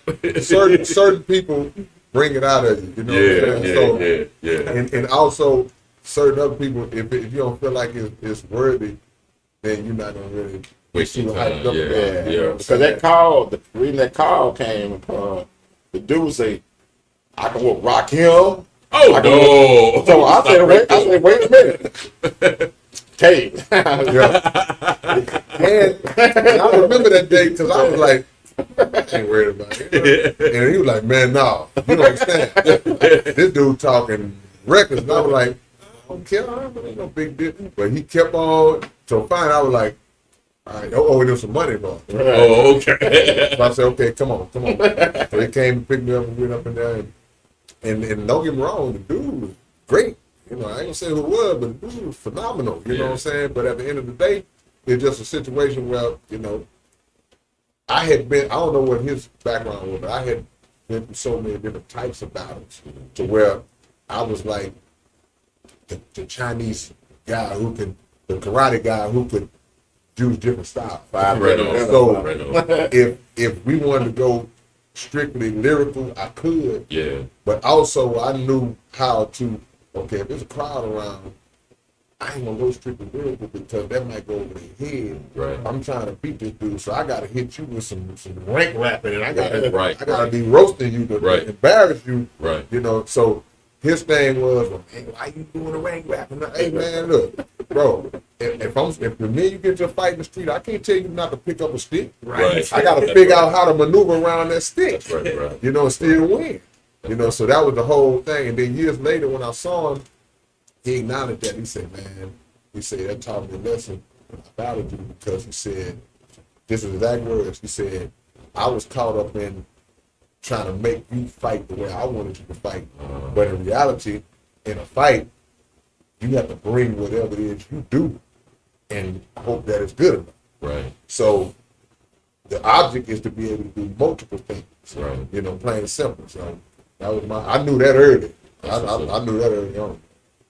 Man, I'm sorry to interrupt you, but we got some people that's watching the show, and I think Too Beautiful Christina has a question for Murder One and Brother Reno. Trying to see if you So can call in. yeah, call in, sister, and we can patch you in, and you can talk to these brothers personally. So give us a call. The number is at the bottom of the screen. Okay, so give us a call. We'd love to hear from you. 281-968-1029. And thank you, both of you brothers. Thank Yeah, you both, man. We Thank you appreciate both. y'all, man, Thank you. for having us on your platform. Man, that's what we do. It's all love. Man, before we get the call, I gotta ask a question, Reno. I saw where a couple of months back you retired a binder of music that you had. You was like, "Yep, I'm retiring these rhymes right here." What it probably was, when I get to a point where a certain folder get too thick, I can't add no more to it. Right. I put him out the pasture. and we bring life to a new one. Get a new baby, and we bring him up and fill him up. So it'd be like a ceremony. One that did, he done put in some, like they say in the military, thank you for your service. Like, He gonna have that vault like Prince. yeah, now he gets to go. No, he goes to the upper room. He go with all the other folks. I got a chef. You put him in the upper room. You done earned your way. Now it's your time to be up there with the rest of them. And this new one now he's the actor. He's a new master. How many of those you got, man? How many of you retired, man? Probably on number 15 now. And I'm talking about them 3.5 got it, inch binders. Yeah, You know what I mean? yeah. Yeah, man. That's why I said he Yeah. gonna have a vault like Prince. Yeah. All this Yeah, man. music, lyrics. There's a whole lot of stuff. But like I say, I got stuff I did from day one. Yeah. I got stuff from the 80s. You know, and you know, back when you was in school, like when you do an assignment, then you have to write your name and the date. Right. So when I started writing my raps, I just carried that over. I always put the date on my rap, like it was some schoolwork. So you could go, if you went through my folders, you'll see September 12th, 1985. Right. August 3rd, 1987. Right. I got it dated, so you can see the exact date when I wrote most of my stuff. Man, if I may ask, Murder, I want to ask you first, and then Reno. Man, who was your influences? Like, if you had to sit down and identify a couple of people that just influenced you the heaviest when it came to you writing your lyrics and making your music, who were those individuals, man? Man, I mean, from beginning to the Murder One era or the Ronnie Love era. It's two different eras. Different dudes. That's what's up. So, because if you want to go in the 80s, you know, I was the DMC, but I had to run, and I loved to run. Yeah. But I loved what DMC brought there. Ron gonna yell you to death, but DMC gonna do the same thing that a coon would call a man. Right. Yeah, as I got older, Right. it was Public Enemy Chuck D. It was Absolutely. I It was feel over. that. That's what's up. And so that has a lot to do with the character I came in as the Murder One. Yeah. You know, it was like a little combo. You know, maybe at the 1991, I always had respect for Faith, Yeah. Ice Cube, Yes, sir. NWA, and the beginning. Yes, sir. Then you had the Paris came out. You Yeah, know, they so do in it. that realm, I love conscious music, but I love the street music too. Yeah. So for the beginning, it did it for me, but Ron brought me to the house. That's what's up. Yeah. Want me to tell y'all why he like Chuck D? Uh-oh. He left that part out. See, him and Chuck D, he fell in love with something because they got something in common. They known to not make words rhyme. That's true. They'll write a ball, That's and true. the next ball you That's expect true. to hear that rhyming That's word, and you do not hear it. That's He's true. like, wait a minute. It's like, hold on, murder? Like, That's true. And then him and Chuck, man, they got that. People loved it. That's true. That's what's up. Man, I used to hear cliche, but you did that. I'm like, they be like, you know, you make it right. Yeah. You see, they say dirtysmoke.com. Yes, sir. If his first line is .com, his last line will be book on Facebook. And it won't even tell. But somehow it works. Everybody can't pull it off. You know what I'm saying? Everybody can't pull it off. I was going to say, but if you in company with Chuck D, then you doing damn good. Yeah, You yeah. pull it up. No. You You know, I better. can accept that. You know, I still learn every step of every day. Yeah. You know, I mean, this craft is you're never gonna learn the whole craft. Yeah. So, what out of all the years y'all spent rhyming and rapping and doing all that kind of stuff, what would you say has been like your favorite part of the business? I mean, I know performing might be your favorite part. You know, the stuff in the studio might be your favorite part. What do you think is thing that Mine is K is more studio art. I'm the lazy guy in the studio. So Okay. I want to go straight to the stage. Really? Yeah. Okay. I want to go Those are verse. right. And so that's why K wrote that about my first project. It took so long because I was hungry to do it, but that's not my forte. My forte, let me get on the stage because that's the way I came in the game. Yeah. Right. We were doing talent shows and shows and stuff like that. Yeah. So I wouldn't care about going into the studio, but you had to do something to be out there. Right. It's a good question. Like, yeah, about beautiful Christina's asking, if it wasn't for music, what would you be doing now? Trying to figure out how we're gonna live. Or can you even think of what? you can't because it's you're too far in. Right? You know, so far back. You Yeah, don't know like what I you said, it's 35th year with the Southport Coalition, and like Kate said, we started in '79. Yeah. Y'all was still So kids. What yeah. you want to do? Yeah, I'll be in trouble. that's what I'm saying. Because I ain't never been the person to get on the job and work on the job, and I would be in trouble. If it wasn't for rap music, ain't no telling what I'd be doing. I wouldn't be doing nothing illegal. That ain't my thing, but woo, it'll be hard. It'll be hard for me to be taking orders at Chick-fil-A, man. I feel that. It's so far You back. save me. Yeah, it's all You could did so many different because the '80s and '90s, Ray Barnett and who was it? Ray Barnett, Charles Bushes, and all these people had nothing. Hip hop clubs going through the '80s to the early mid '90s. So that's all you had. Yeah.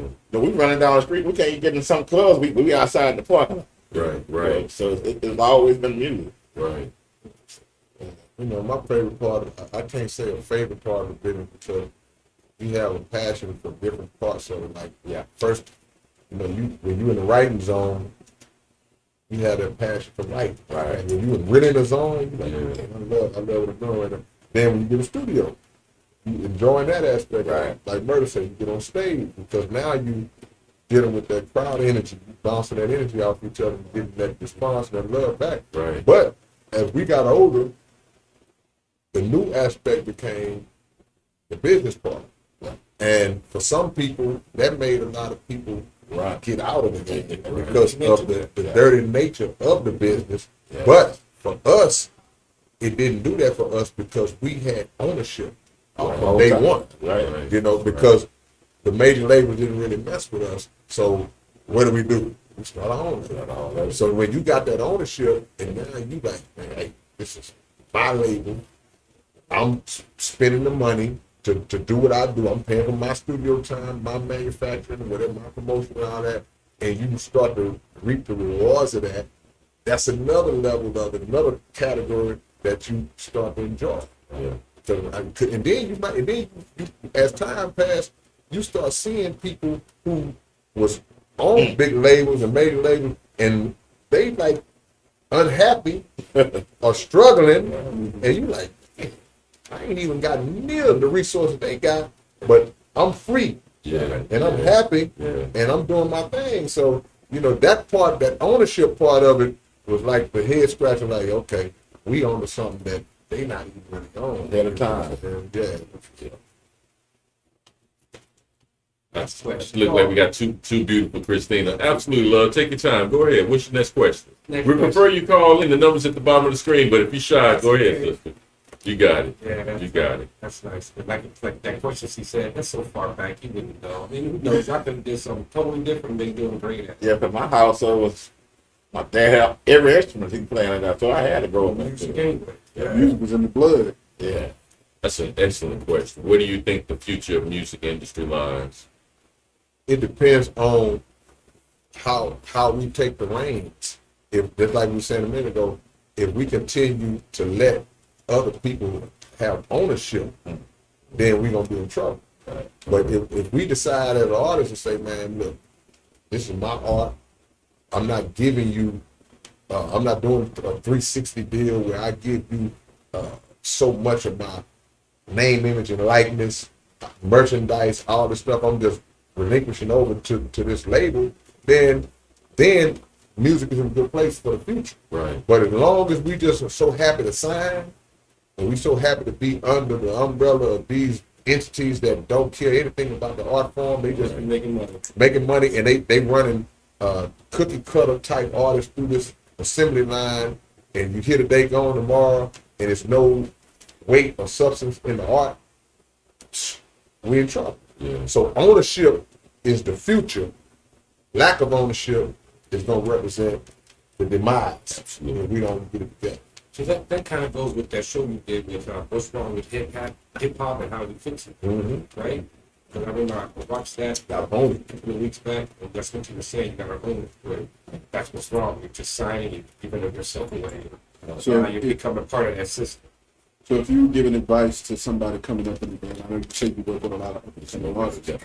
What do you think I is don't going to be even the know most why. important thing, or the thing that they need to know coming I into got it? you. I got you. No, I don't First know. It's like signing the contract. Once you're in, you got to stay in. And second of all, you know, most of them don't come in with our identity. They just come in what they heard on the radio.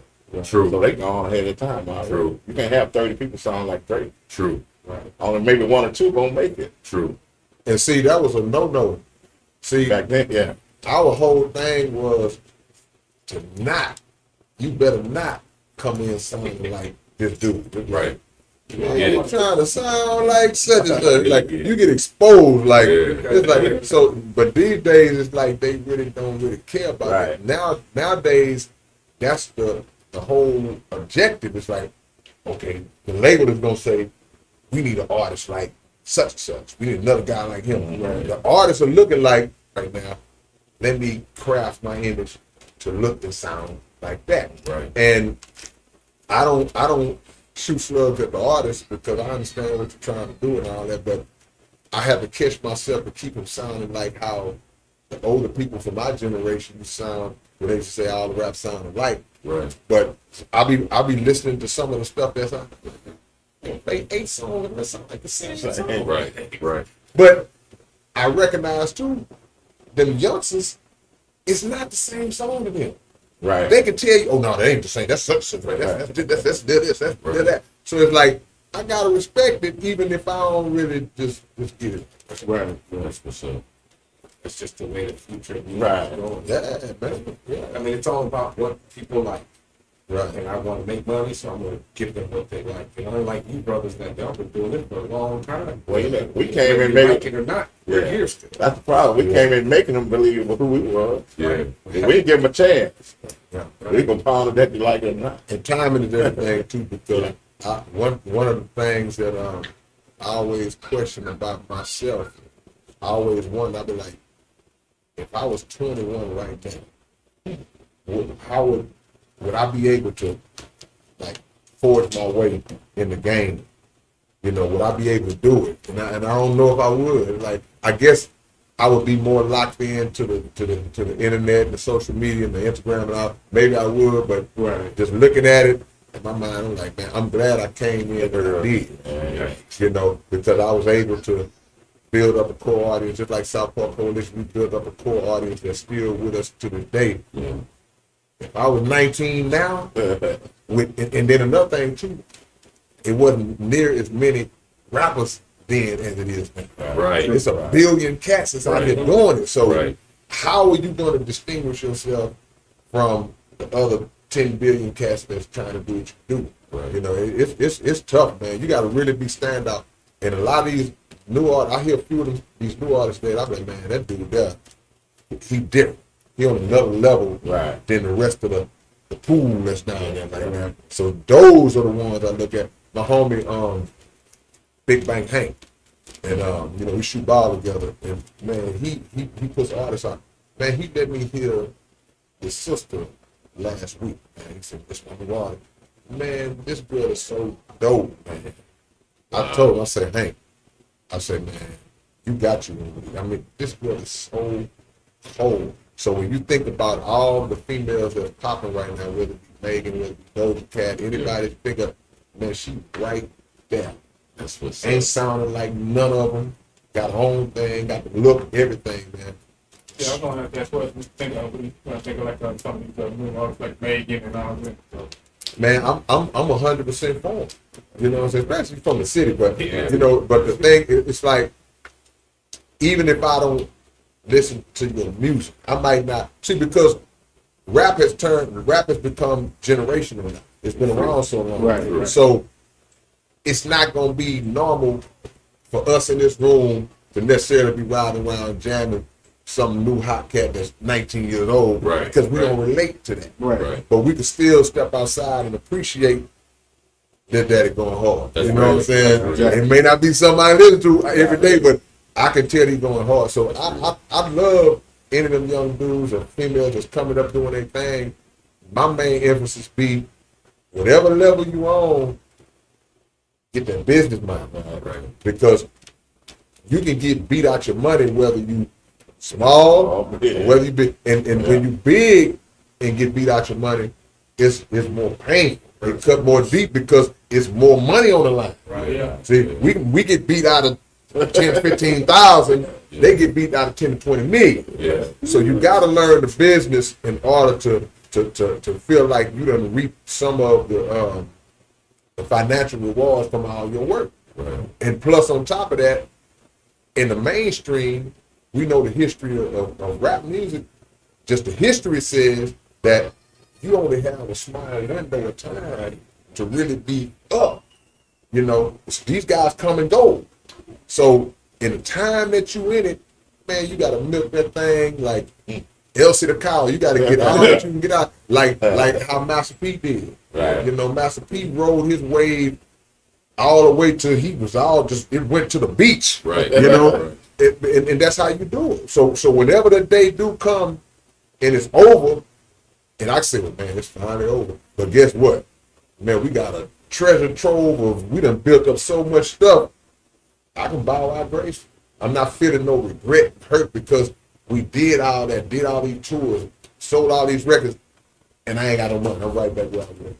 Plus today you have where there's so much more out there. Like once you're done rapping, you start a podcast. You can be in the movies. Right. Yeah. You didn't have them chances back then. Now they got they Man, can continue. that's the new game They're now. doing. That's the whole new game. I'll rap for 10 years and now become an actor for 10 years. But see, those chances are predicated on what people like Master P did. Right. Master P was one of the first ones that was doing movies, that right. did clothing lines. right. He taught that game to Snoop. That's right. You know what I'm saying? Diddy was doing the same thing. So it just was being done pre-social media era and pre-Instagram and podcasts and YouTube platforms and all that, where you can become a star just out your house.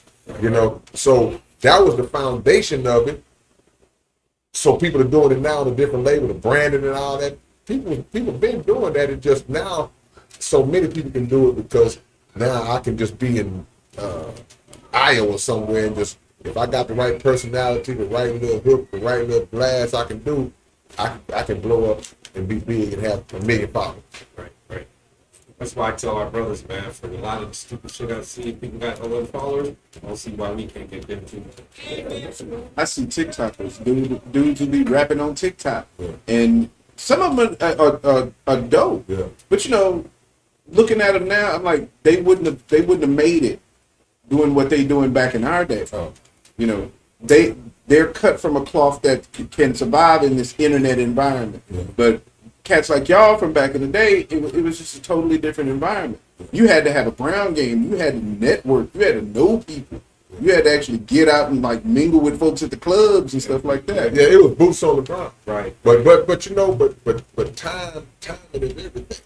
Because those guys that are doing that now, they are built for that structure, for that construct. You know what I'm saying? That's why people like us, we run it like, you know, you gotta figure out how to do the TikTok thing. We not from that. That's not who we are. Now a lot of people, older people, they figuring it out. They might get into it, or they might find a lane that works in it. You know, they might bust through. But I tell people all the time, don't try to bust through as no older person trying to do what young people do in the way they do it. I'm finna start dressing like them. Right. I'm looking like a fool on stage with some tight pants on and my hair dyed green and pink, and I said, nah, you look like a fool. You know, so you have to do everything that works within your time. You know, and just max that out. And if you utilize the social media platforms, you utilize them in a way that works for you, that fits you. So if you do that, when the young people see it, they'll mess with you. Right. It's like, okay, well, school just doing what he do. You know what I'm saying? Just like when we look at them, it's like, again, because look, I wouldn't even be doing YouTube if it wasn't for some of the young YouTube influencers that I used to watch. Right. These cats 20, 21, 22 years old, I'm watching them. I'm like, man, that's what's up right there. You know what I'm saying? So we learn from them the same way. If we humble, we learn from them the same way that we expect them to want to learn. Man, one of the questions I have for both you and Murder, man, you all been doing this a long time, and you all really love music like we do, so I want to take the conversation to this level. When you have a favorite artist, you can hear in their music the quality of their music when money starts influencing their craft. Oh, yeah. You can hear when their comfort of living starts taking away a little bit of the edge off of their music. You brothers been doing this, 40 years, 50 albums, and you still maintain producing a quality work of art. How the hell do you all do it, man? We ain't making money like that. But you know, but also in truth though, it's about staying connected to your core audience. Yeah. And making sure that, see, I tell the story all the time. When I was coming up, Murder Know This to be true, all our favorite rappers on average had 2 to 3 strong albums. You know Then they exactly start what I'm dipping asking. off. Absolutely. You know, so you hear that Absolutely. third album, That's right. But then that fourth one drop, you're like, Right. that Right. fifth one, it's over. Right. You know, so my personal thing always was, I'm not gonna never be like that. Right. Because the way I was feeling about my favorite rapper, when one of my favorite rappers, they fall off, I don't want my fans to feel like, oh man, well, okay, he's fine, it's over. Yeah. He's slacking. Nah. So that's my focus every time when I start working on a new project. I want them to say, this dude's still bringing it. Yeah. You know what I'm saying? So that's my way. You know, I don't know how Murder look at I that. feel the same way because I'm still in competition with myself. That's what's up. And then to speak on the whole Southpaw Coalition, we ain't gonna let each other fall off. That's what's Because up. if he falling off, he can hear that fall call. Right. Right. Same thing with me. I'm Look ready at that. Yeah, right. I think you gotta go back and rethink that, you know. Right. So my thing is, I still feel competition because when you hear people that say they like my music, they compare me to what they hear sometimes up to date. Right. Like, man, you killing some of the youngsters. Yeah. I said, I'm just doing what I normally do. I haven't Right. changed nothing. Right, bro. I stay with the same core DJ. I mean, producers. Right, bro. Maybe change every now and then some new ones, but we still have the same sound from day one. Right. Right. So, Yeah, I mean, you can't disappoint your fan base. You can't Yeah. because especially like as long as we've been doing it, you got people that have basically literally grown up with us. and they kids growing up. Yeah, 'cause they passed us down to their children. You know, Right. like, man, this is it. So that made our fan base young. Right. So you got to understand, we do a concert, it ain't no 45, 50-year-old people at our concert. It's 20, 25, 30. You know, some of our older Yeah. people come, but for the most part, it's people that are rocking with us that could be our children. Yeah. And they fans now. Yeah. So the extension of that fan base, that generation, that pushes us more into the future. Because now, okay, this dude 21, he just discovered us however long ago, or his older brother used to listen, or his daddy used to listen to it. Right. Now we got him Yeah. for 25, 30 because we got all these projects and people who discover you new, So all over. they gonna go back into Yeah. time. Man, I'm listening to something he put out in 2001 or 89 or you know, so it's a beautiful thing.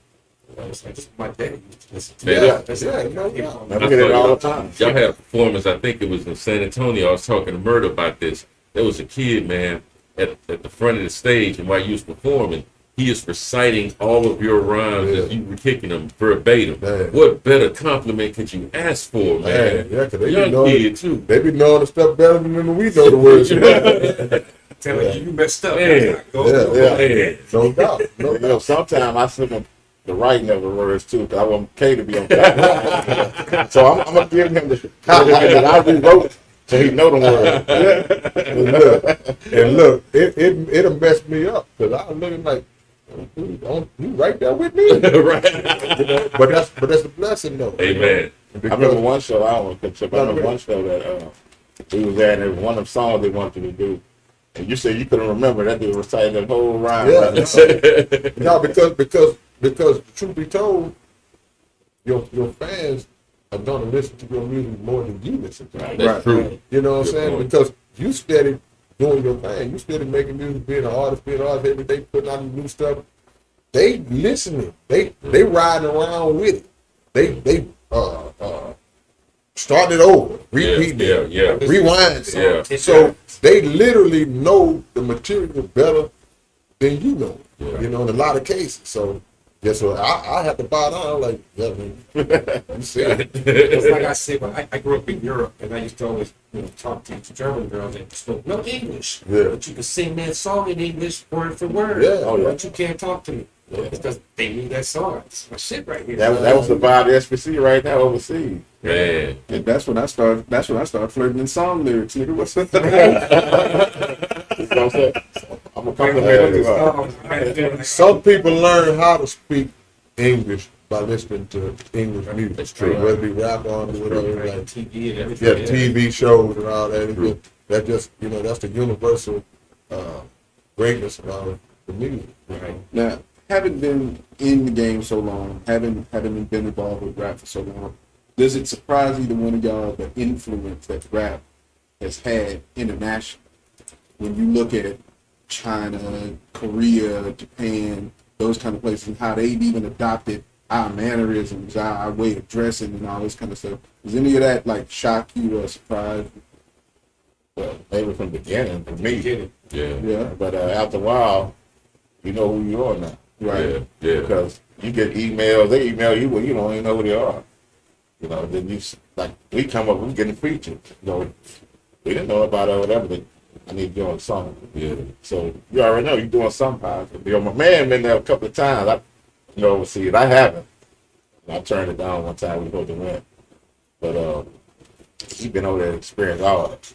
And then, too, it's like, as you get older, and you study the history of all music, Right.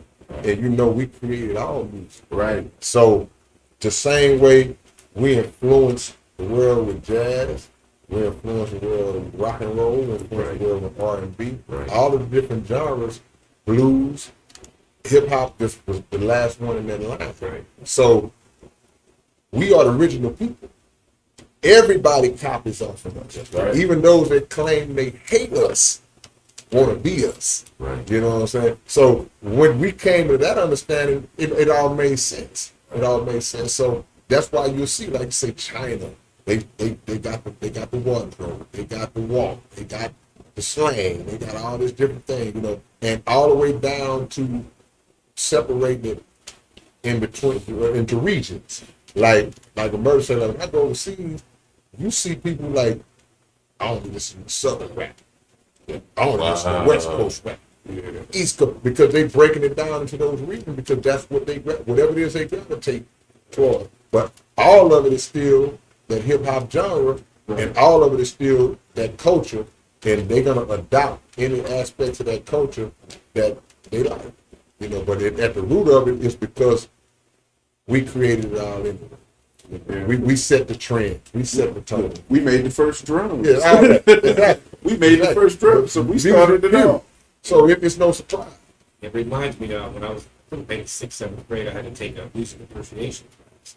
And to hear the teacher tell me that rock and roll came from soul threw me off. Like, wait, really? And then as I learned more, I'm like, okay, I see what you mean now. But as a kid growing up hearing music, you think, I knew black people music didn't come from our shit. But it did come from our shit. You know, so it's like, okay, so hearing you say that it reminded me of that class. Like, Everything comes from us. I know we're about to wrap it up, y'all, but I need a big favor, especially on camera. And I'm finna be really selfish right now. I gotta take advantage of the moment, man. I heard you battle one of my favorite rappers of all time, Gangsta Nip. I need to have Gangsta Nip on this show, man. If y'all can make that happen, I'll be one of the happiest men on the planet, man. That shouldn't be to get the psycho on here, the psychopath. Yes, Lord. The South Park Psycho. What? They were all together. Man. No, we didn't like each other. What? That's usually how it go. That's usually how it go, bro. It was like That's usually how it it was go. like a whole thing of pit bulls. After a while, you put the meat down, they gonna attack each Right, other right. before they become a That's whole. right. A whole. Right. Yeah, yeah. Man, Because you know the respect gotta come from somewhere, and so if you been in your little area feeling like you the coldest man, can't nobody mess with you. Right. He been in his area feeling like he the coldest man. We don't see each other every day, so in our mind it's like, oh, maybe a dude is better than me. Like it's Ali and Frazier. Ali and Frazier, in both of their mind, they was like, I'm gonna beat the crap out this dude. Right. That's how Telling they y'all, both. man. That's what makes for the fight to be great. I love it. So I it love was the same thing. We just had that mind frame like, no way this dude can beat me. Right. And he had Jones saying the same thing. He said, no way I'm finna dismantle this dude.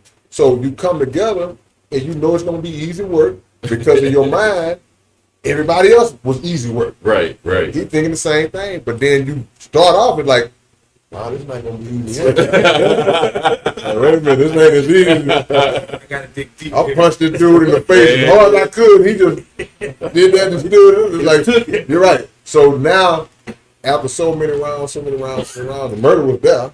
After so much of that, by that third or fourth round, it ain't the same feeling. No, now it's like, okay, I'm in a real war. Yeah. Yeah. I'm in a real situation now. That's real. So when it's over with, That's real. and the crazy part was like, it was like, man, people start saying, we don't know, man. Y'all need to go one more. Yeah. And then we'll go one more. Then they'll go, I don't know, man. Never know, man. Y'all, man. Let's figure it up. I'm telling y'all, So they man. finally just said, I'm telling y'all, well, man, it's a tie.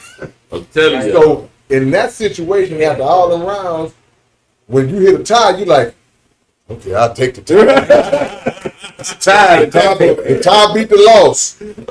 Because at the end of the day, it was funny, you know, you also realize how alike you are with certain people when that's your opponent like that. Because I remember like it was yesterday, when I used to battle people, I would always have like a piece of paper where I had like 3 raps I'm gonna use. I had the title or whatever. So I might go this and do that like this one, this down. It's not gonna take more than 3 rounds. Right. It take more than 3 rounds, something ain't right. So same thing. Came about a lip. I guess I kind of knew it might have been like that because I had like 6 or 7 listed on the paper, and I promised right hand to the man. Right after we had probably been about 5, I pulled my little paper out. I was trying to look on the clock. I was like, okay, I'm a little far down this list now. And I promised on everything. I did this shit, and I turned around, and Nip had a piece of paper in his hand. looking at his paper like, 'cause he was getting down his list too. Love it. Amazing, man. So that, Y'all look at each other like, Telling y'all, man. and nothing else left. Telling y'all, man. the weird thing was that, like I say, because me and my boys, we went to stir, so we coming from down Sinesky way down, Right. dead end. They coming from Jones from down that way, so it's kind of like doing just Almost, like this. yeah. Right. And that's why we met in the middle, because neither one of us gonna go to the other school and do it. Right. The home school advantage. Right. So That's right. when it was over with, everybody started kind of dispersing, going their separate way. But I'm walking to the bus stop. I live further down to me and Nick walking the same bus stop. Yeah, so it's awkward. So it's like, you following me? We walked to the same bus stop. We kind of just said that we still ain't really saying that to each other, because it's kind of, we still putting on that in their face. Then we just look at each other and bust it out loud. And we was cool after that. We got on the same bus, and we was cool like ever since. And we started killing people together after that. That's what's up, man. I want to thank y'all so Thank you much so much, for man. joining Thank us you both, today, man. brother. We appreciate y'all giving us your Great time. job, man. Now, before we wrap it up, I just want to ask if y'all got anything that y'all want to promote, or just let people know maybe y'all got coming up before we sign off for the night, or website or anything. Man. Yeah, man. Subscribe to the YouTube channel, The Real K-Rino. We got the 35-year anniversary South Park Coalition concert September the 10th at the Scout Bar. And the whole crew gonna be there, man. That's gonna be the monument. We did the 20, 25, 30, so now we getting ready. We'll be there. You ever think you'd get that far? Man, That wasn't in your mind at the time. I'm just put it gonna in our keep mind. going. We was never counting. Right? Yeah. We'll just keep going till one day you sit back, Just man, look- we've been doing this for That's years. why I always praise our organization, because none of us let nobody stop. Yeah. Stop if you wanted to stop. Right. And most times the one stop was family, Yeah. because they had family. Right. So I had family that still had to go get it. There's Right, something in my right. blood. Oh, yeah. I had to go get it. So, So September the 10th, y'all be ready, because it's gonna be a hell of a show. I guarantee you. also tune into my radio show Yes, sir. on kpft.org on Saturday from 1 p.m. to 3 p.m. The Coalition Ambush. Yes, sir. Number local independent artists across the globe. Beautiful. We are Thank you, Thank Susan. y'all, brothers. Thank you, Susan. Yeah. Appreciate it. So, and if y'all want to find out what's going on with the Daily Smoke, please check out our website, www.thedailysmoke.com. And if you want to donate, please hit our Cash App, $TD Smoke. So, thank y'all again for joining us, brothers. We really Thank you appreciate so it. much. Thank you so much. Thank you. Thank you for sharing your knowledge and Thank your you. experience with us, because we really appreciate it, man. I always tell my kids all the time, I'm first generation hip hop, because I grew up, born in '74, grew up when, Sugar Hill and all that was coming up, and I was just like mind blown. So getting the chance to sit here and talk with y'all, man, this is a beautiful experience. So thank y'all for that. Thank you, brother. Thank you. So thank y'all for joining us on the Daily Smoke. We know we went a little over this time, but hey, can you blame us? This is My not bad. an opportunity we get very often. So thank y'all for sticking with us. We appreciate it. And as always, I'm your boy, Brother Jam. Brother Los. I'm Brother Ron and me and Reno gonna go head to head after the camera. I don't want no daily smoke, man. Boy, Black Hand, and we are signing off. Thank y'all, gentlemen, for Thank you. joining us. Beautiful show. Thank you, brother. Thank you. Thank you. Hey, yeah.